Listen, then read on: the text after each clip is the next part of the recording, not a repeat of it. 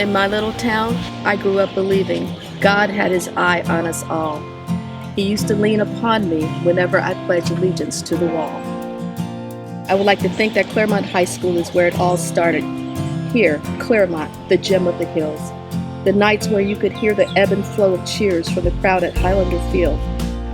The lakes and hills amplified the excitement as it echoed across town.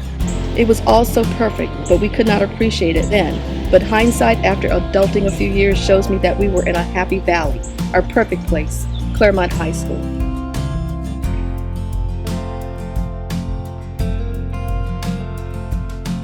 It's hard for me to really think of the high school as separate of Claremont. It seemed like all of our activities revolved around the high school for the entire community. In 1977, we played in the state championship football game. I remember getting there and arriving and going into the locker room and walking out, and it's 2 hours before the game, and you can't see a blade of grass on that hill because there's people already there for the game. It's really about the people, not necessarily just the physical property that was there. It's those people that made such an impact on all of our lives. And I'm excited for the new students that are going to come because they're going to have a new state-of-the-art facility where they can make their own memories. The Aurelia McKinney Cole Academy, named after an iconic super teacher who taught many at Clermont High School. She touched so many lives and will continue for decades to come. We will never forget Clermont High and all that it offered. It is truly the essence of an alma mater, a kind, nourishing mother who made us. Clermont was just a little small town in those days, and 500 kids was about maximum in any of our schools. My children all went to Clermont High School, and that facility that's now the middle school. Both my sons played on the athletic teams there, and I was there many times to support the athletic programs and enjoyed them very much. Had some really good teams in those years. The school turned out some very good students, very, very good students. You'll find them probably in all professions. They did very well.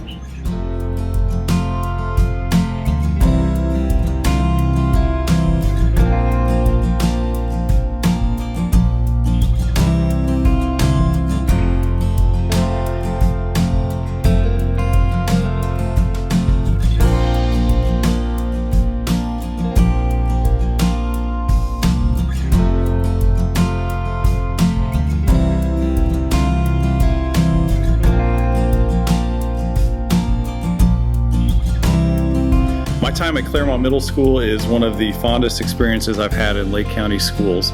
Not only was it my first principalship, but I also got to see my first and oldest child go through 3 years of school there at Claremont.